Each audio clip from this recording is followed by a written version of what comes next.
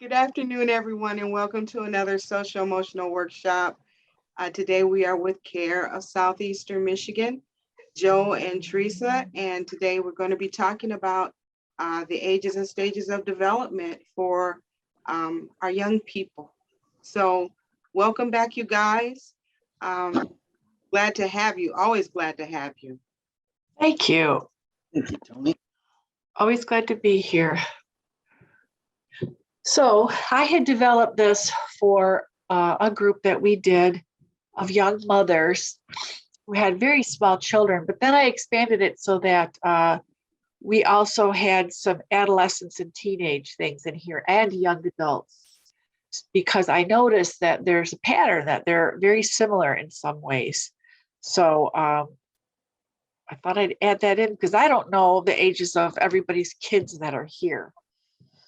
But we know how much children are alike, similar to us, but we also know that they're a lot smaller.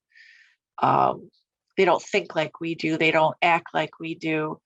When they're really young, they don't always know what's dangerous or sentimental or expensive.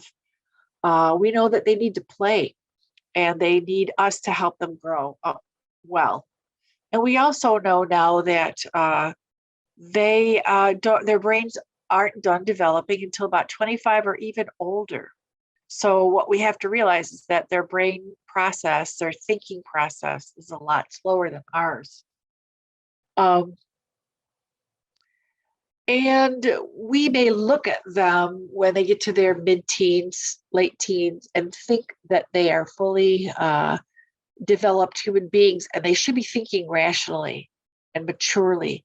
But, of course they can't, because they don't reach the front part of their brain until they're 25 and older. So the idea of processing things the same way an older adult would, it's just not there, even though it looks like it should be there.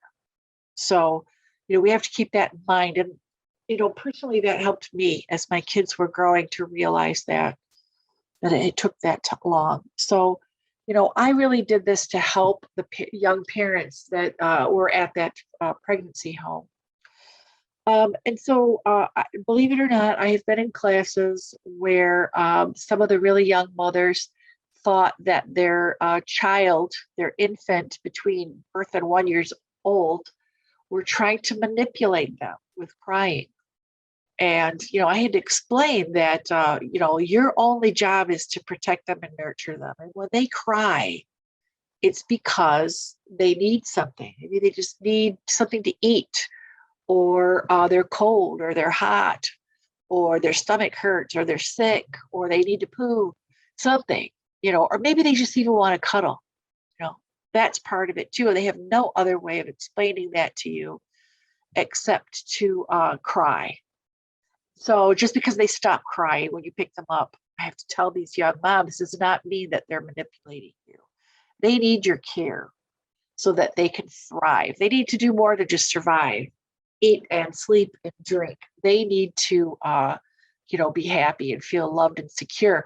And I try to tell them, if you don't answer their cries when they're under the age of 1, it's going to be harder for them to move on to the next stage of development, because in that first year, their emotional brain is fully formed, during that first whole year.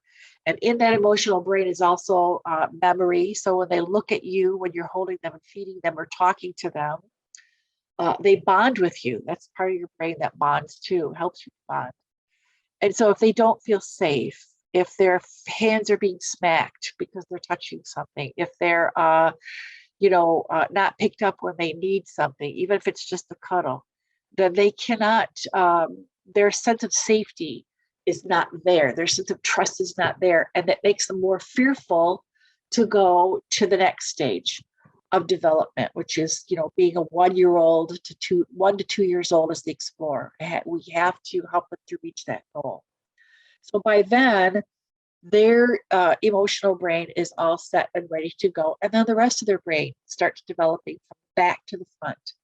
So as they're getting to know their world, they're picking up an orange, they can see it, it's round, they can hear it when we cut it open, they can touch it and feel that it's squishy on the inside and hard on the outside.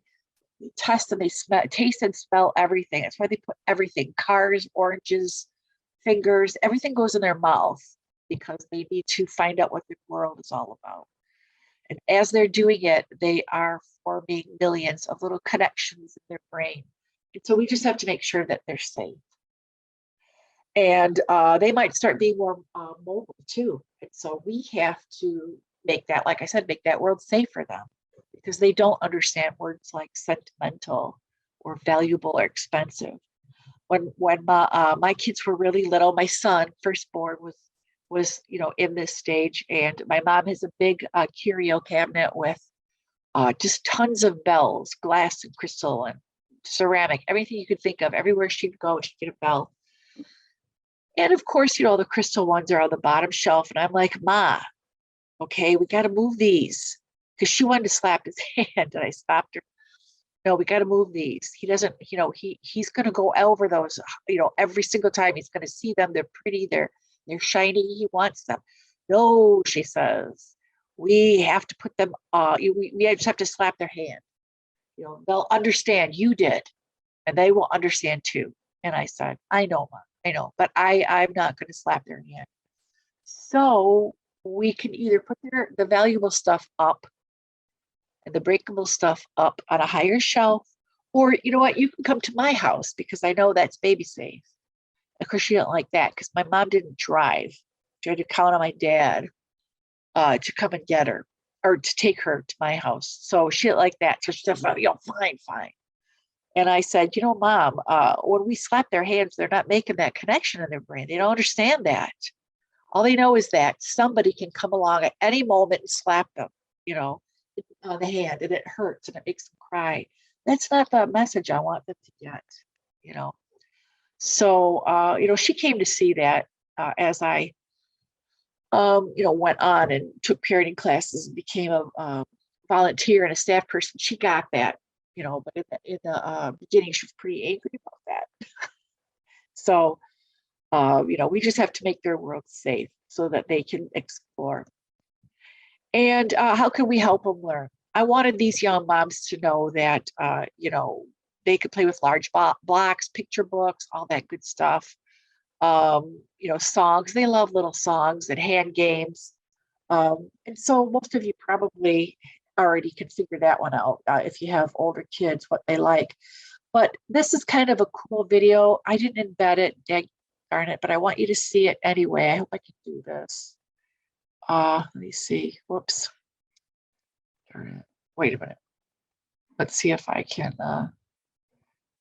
Nope. All right, give me a second here because I really like this and I want you guys to see it. I should have embedded this. That would have worked a lot better. Give me a sec here.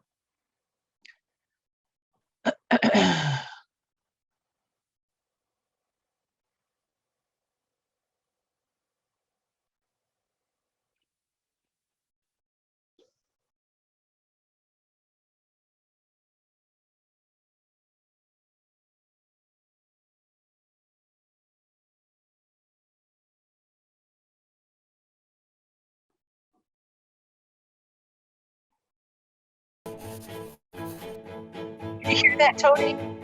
Yes, you can. I'm Jack Shonkoff. Okay. Did you know that the most important interaction you can have with your child is through play?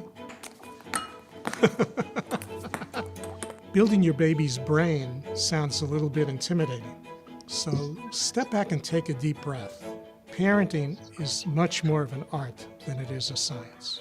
I'm Jack Shonkoff, and this is my mini parenting masterclass on building babies' brains through play.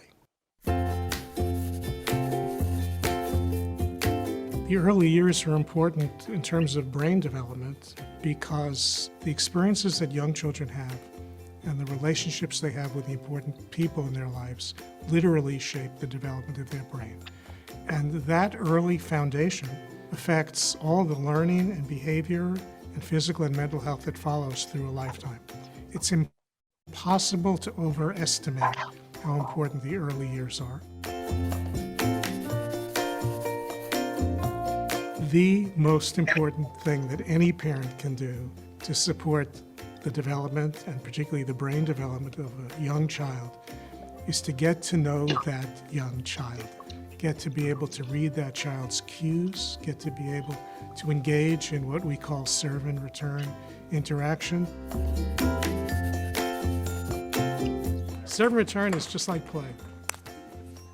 Another one, getting better. So this serve and return, you get better with practice. The reason why serve and return accurately describes what's important about the interaction is that it goes in both directions. A baby serves a smile, a coo, a babble, a gesture, and the parent or other adult caring for that child returns a response that is connecting to what the baby did.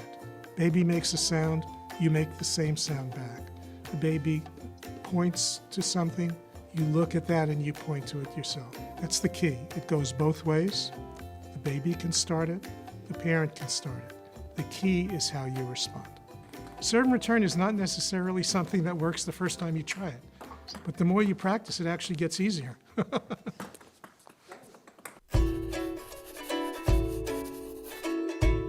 For very young children, all important learning takes place within the context of play. Play is exploration. Play is trying things, trying to kind of figure out how when you do one thing, something else happens. Play is trying to develop a sense of mastery of the world. A lot of that is done by providing an environment that's safe and provides opportunities for learning. A lot of play, a lot of the interaction between parents and young children is in the serve and return category. I would start with making the idea of serve and return to be something that's easy and friendly and relaxing. Play can occur when you're feeding a child, when you're changing the child's clothing, when you're bathing a child. All of those are opportunities for playful interaction and learning between adults and children. To help parents understand that when you smile back, and then not just stop there, but then start playing, you're actually building brain circuits. In infancy with very young babies, it's all about interaction, kind of visual, sound. It's looking your baby in the eye, making that personal connection, being sensitive to your baby's feelings.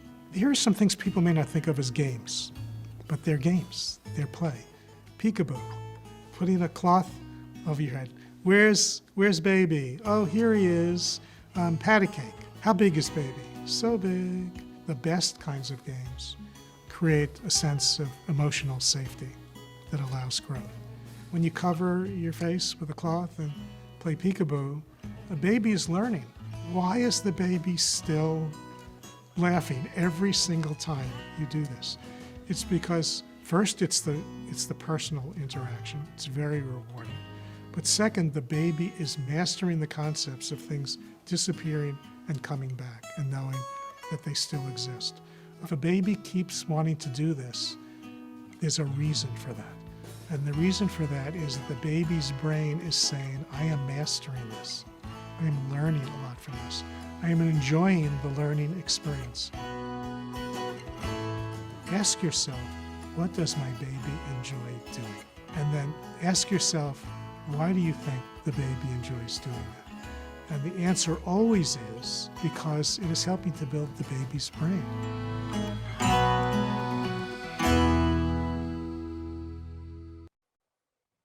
Okay.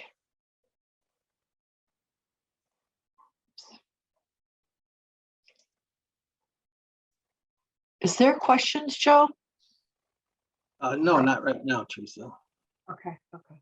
So I really like that video because I worry sometimes about young parents and their desire to look at their phone all the time, because between birth and 3 years old, kids need to make those eye contact with during serve and return. They need that, and that's an important part of their social emotional development. So if they're not doing that, then the baby's missing out on that part. And that can cause problems down the road, making eye contact and learning how to be with other people. And so I compare that to that 1-year-old explorer to early adolescence from 10 to 13. Because they're really starting to understand themselves and the world around them. Puberty starts. Used to be around 13, now it's 8 for girls and 9 for boys because of the hormones in our food and in our environment. Causes disruptions, and so now we're starting to get these hormones flowing in our body, and adolescence is starting a lot easier. And so they're going to have a lot of curiosity and anxiety. Some of them will, about what these changes mean. And so some can even start questioning their gender identity.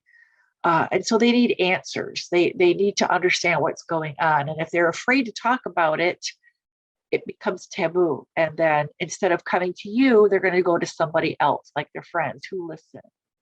So we need to be able to give them the information as honestly and as nurturing as we can, especially if it's going to be difficult. If they start questioning the people that they choose to love, if it's the same gender, or if they're questioning what their gender is, this time can be really hard for kids who are transgender because their bodies are changing in a way that doesn't make sense with what's going on in their brain. And so they really need to talk.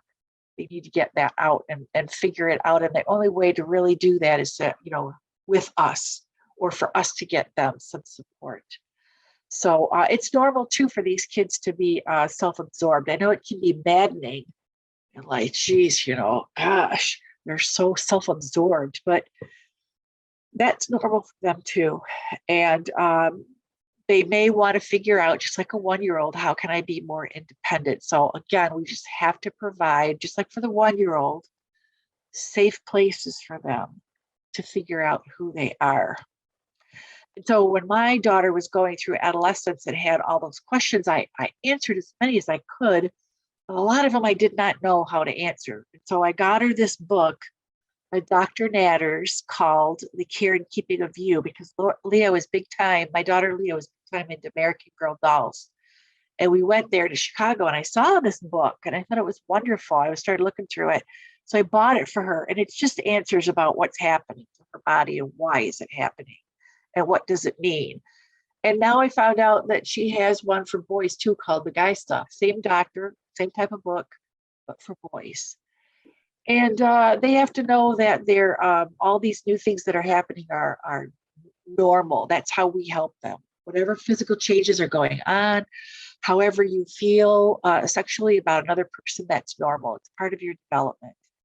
And we have to talk early and talk often. We have to let them know what the consequences are of that risky behavior if they choose to engage in it.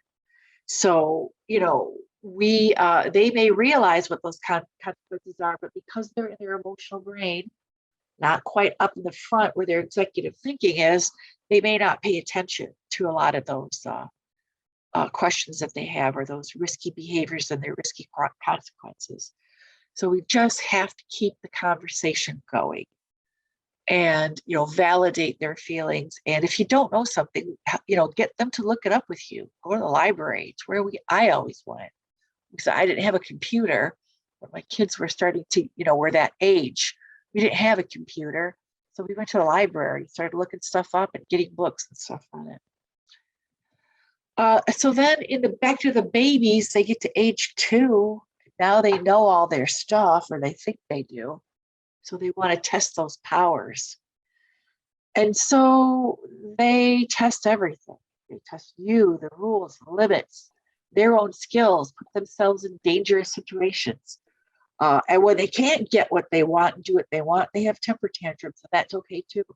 That's normal.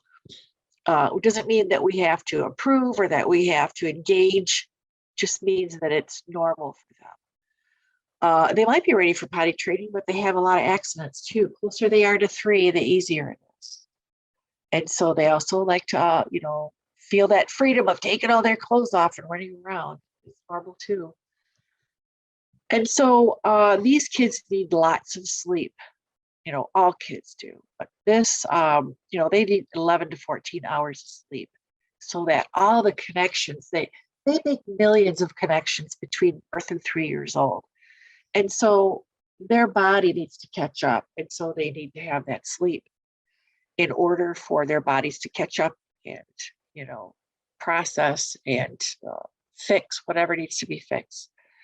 So when we can do that for them, give them lots of sleep, whether it's, it should be actually not whether, but it should be all, during the night and for their naps.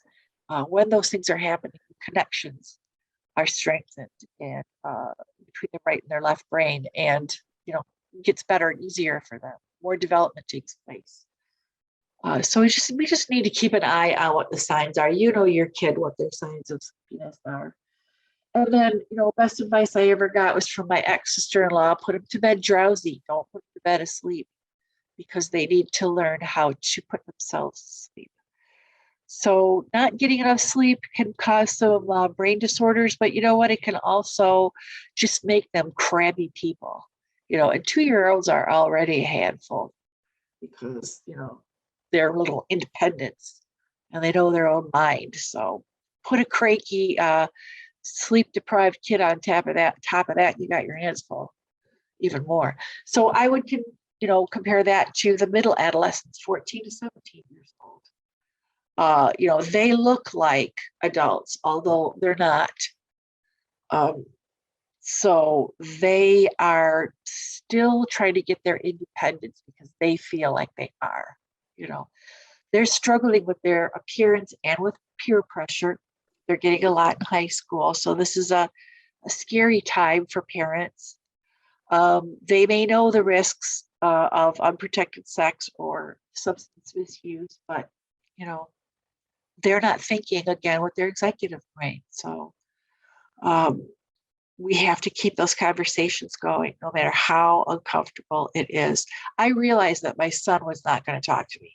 So I said to his dad, you have to talk to him, because somebody's got to tell this kid, give this kid information on a regular basis, because I've tried and he won't talk to me. He walks away or looks embarrassed. It's painful. So I got somebody. If I didn't have their dad, I would have found somebody, another male in their life that they trust and that I trust, to give them information. And it's also normal for them to want to spend more time away from their family. That can feel hurtful, but it's also normal. It doesn't mean they hate you. It just means they want to be independent. And so, like I said, we have to keep talking. Be open and positive. Be supportive. And learn to negotiate and compromise with them so that they might get some more independence and freedom. You can always go back to not letting them have as much freedom if they abuse it, and then they get more freedom back when they earn it. And that's why we start using choices and consequences at an early age to get them used to that, understanding that they are responsible for their behavior. And if they make good choices, they can get opportunities to make even more.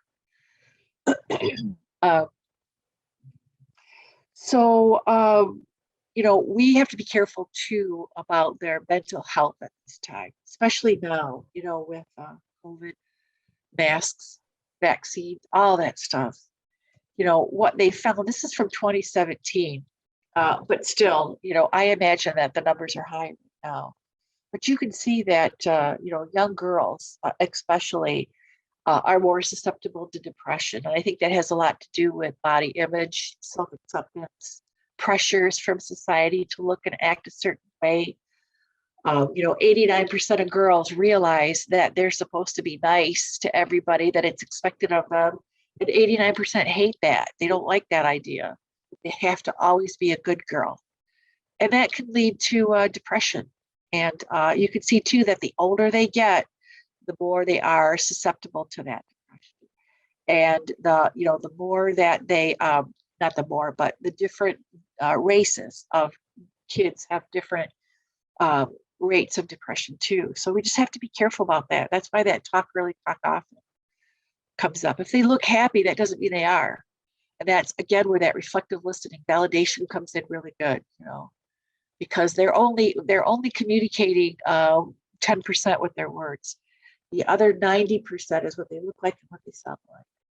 So we should start to be, or not start, but we should be able to read their body language and get them to talk and help them feel safe so that when they are sad, they come talk to us and not feel rejected or shamed or blamed.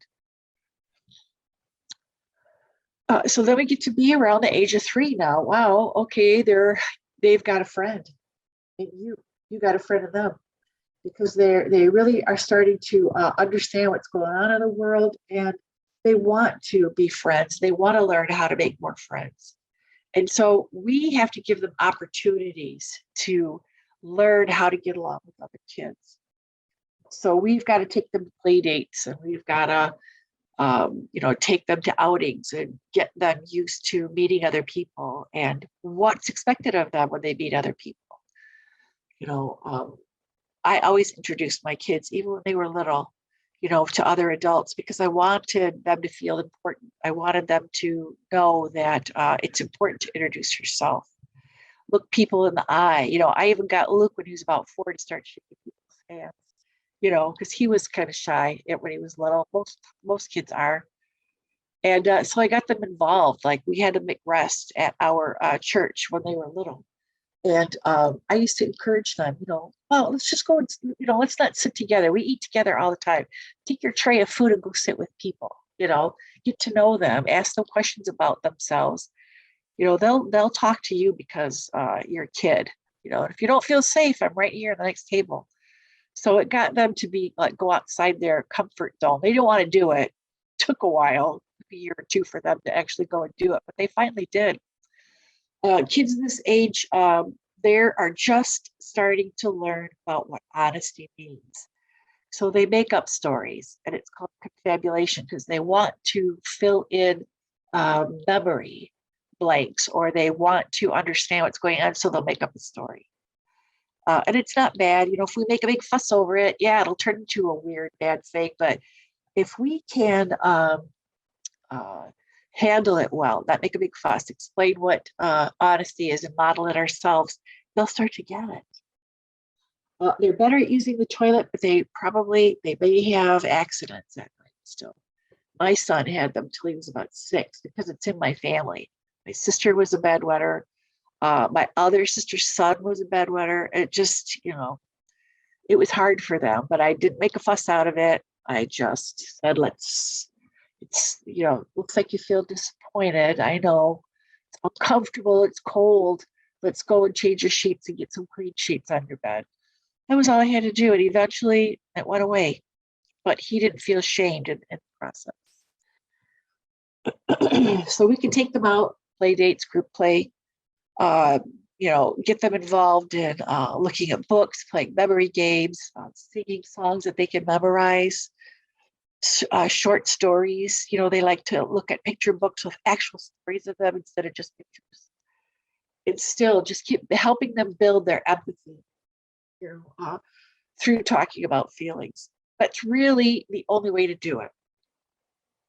Otherwise, when you say, well, how do you think Bobby feels? They don't know. They have no idea. The only way they'll know that is by talking about it. Boy, look at that kid over there crying at Meyer. Well, how do you think he feels? What do you think happened? Of course, you don't know what happened, but you can talk about it. That's how they start to learn.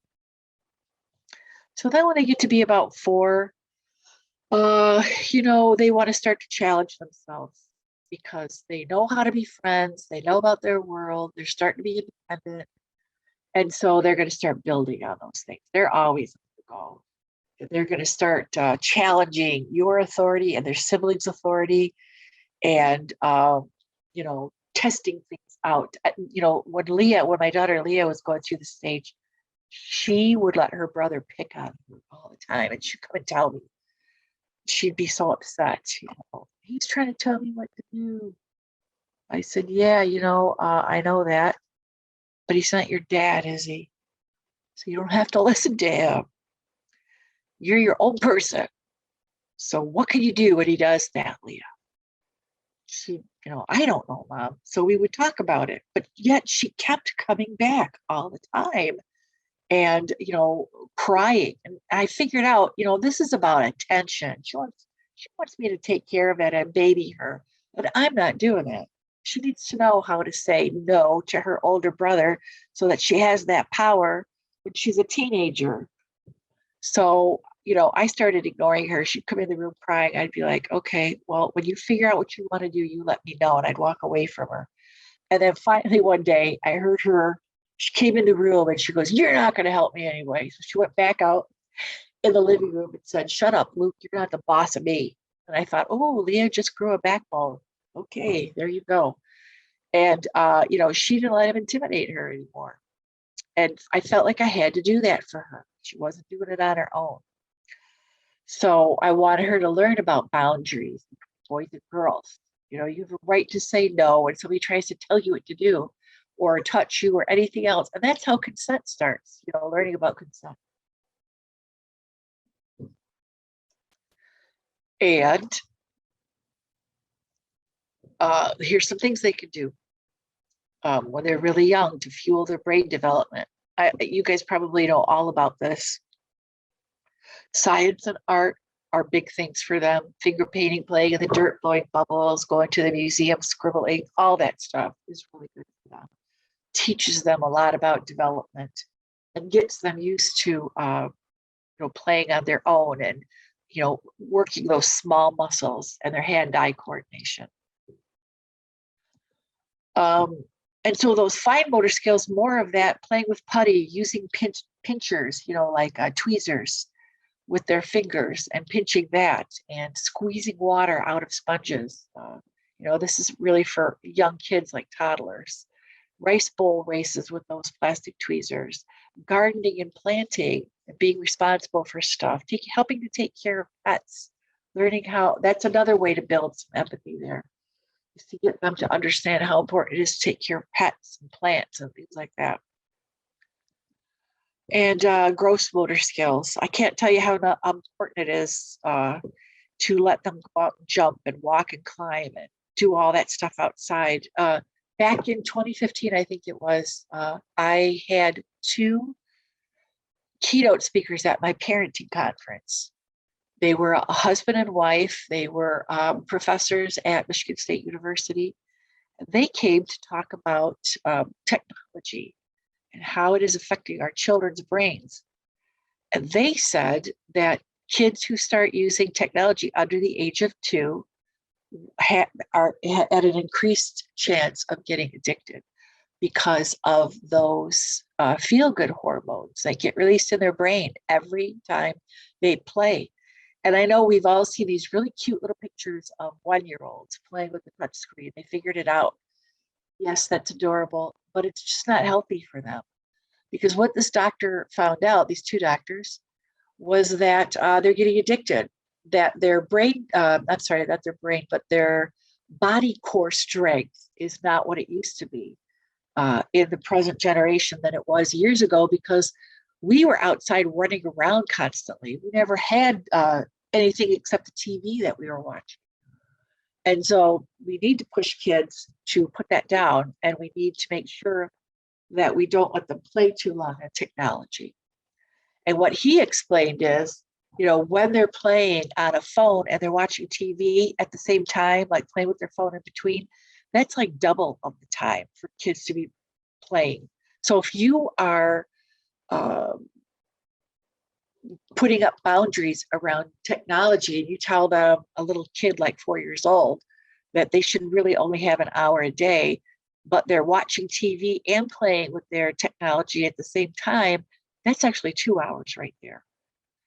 So I can't tell you how important it is, if you haven't already done it, to set up those boundaries. I had a guy in my class this morning. He said that he's got a 12-year-old. And he said, what do I do with this kid? She doesn't play with technology for 2 hours. She plays with it all day long, all day long. Her school is suffering. She's not playing with friends. And I just had to be really blunt and say, you need to put your big boy pants on and get in there and do something about it. Because I said, why? Why is this happening? What's going on?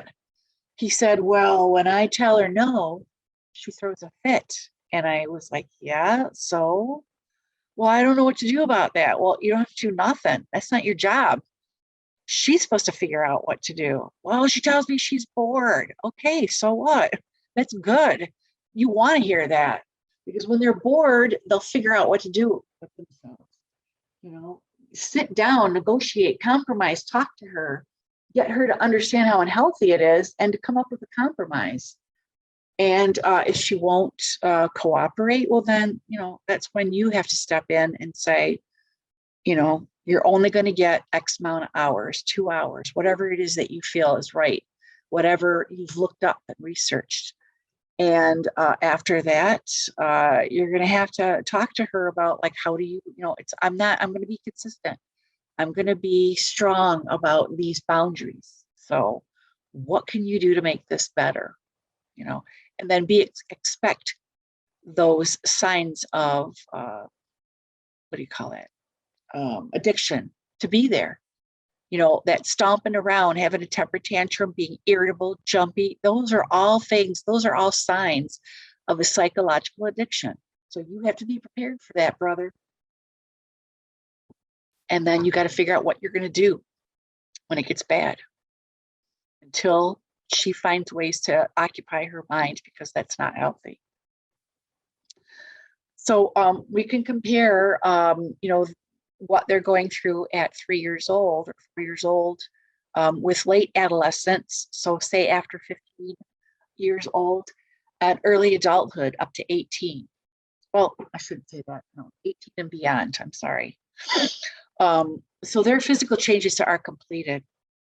They have better impulse control, and now they understand the difference, you know, and between risks and rewards and what consequences would actually be. They have a strong sense of their own individuality and values, and so we have to honor that. Again, this morning, I had a class. This is an all-age class, so it's not just kids, you know, little ones or teenagers, it's all ages. And there was a woman with a 19-year-old, and she thought that because she was living in her house that she was going to be able to order her around. And I said, I know it is your house, yes, but she's also an adult and you have to honor that. So instead of ordering her, you know, sit down with her and talk to her and tell her that you love having her live in the house, but, you know, you can't have her there and not abide by your rules. And then, you know, have her sit down and talk about those rules of your home. How can we make this fit? You know, it's that they call it the IKEA syndrome. You know, if you build it, you're going to be more proud of it than if you just went to, you know, Art Van and picked out a couch or whatever. So, you know, get them to feel proud of the fact that they sat down. Now, these parents that are in this morning class, they're court mandated. So there's huge issues going on there. And she said, my daughter will never sit down and talk to me. I try to talk to her and tell her that she can't go to her boyfriend's and she slapped me. And I said, well, then nothing I tell you is going to help you right now. You've got to go back, fix that relationship, find out what bricks you're missing, and mix yourself some mortar and make that base strong again. Try offering an apology, tell her that you want to treat her like a grown-up, ask her to, you know, have some input, make agreements. And, you know, if worse comes to worse and she just can't do it, then she has a choice of where she wants to live and you can help her. Because she wanted to kick her out. I said, no, you don't want to make an 18-year-old homeless. That's not the way. It's not going to be, I told you so level of parenting. It's going to be, listen, you got to make some plans. If you can't live here, what are you going to do? So why is all this information helpful? Because you know what, you want the best start that you can with those little ones. You know, a lot of people think that when 2-year-olds are being defiant and they say no, that they're being brats. And it is bratty behavior, but it's also normal behavior. And when parents see their adolescents pushing away, avoiding family outings all the time, they get hurt, and I don't blame them. That is very hurtful, but it's also normal. They don't have to miss every family outing, but we can give them a little slack once in a while. We also don't want to expect too much from them. Like I said, we might look at those 13, 14-year-old bodies and think they're adults and can make adult decisions, but they can't. They're susceptible to temper tantrums because they have an immature brain, just like a 2-year-old has temper tantrum. So, we can work with those 2-year-olds and try to head off that frustration. But, the way to fight off that or head off that frustration with a teenager is to get their input, use validation, make them feel safe, and not shamed or blamed. And we also have to keep our home safe so that they feel safe in the house. And as they get older, what we need to do is parent them less and guide them more. We should be on them a lot when they're little, teaching them boundaries, teaching them rules. But when they get to be, 18, 19, 20 years old, you can't do what that mother was doing and not let that girl see her boyfriend. You have to treat her like an adult. What are you worried about with her boyfriend? If you're worried about pregnancy or STD, then teach her about that, and then let her go a little bit. It's hard to do, but they need to figure out how to be an adult, and they won't be if they're fighting with their parents. So we should be more of a guide, somebody that's there to guide them to the right path, make suggestions, and get them to open up to us. So,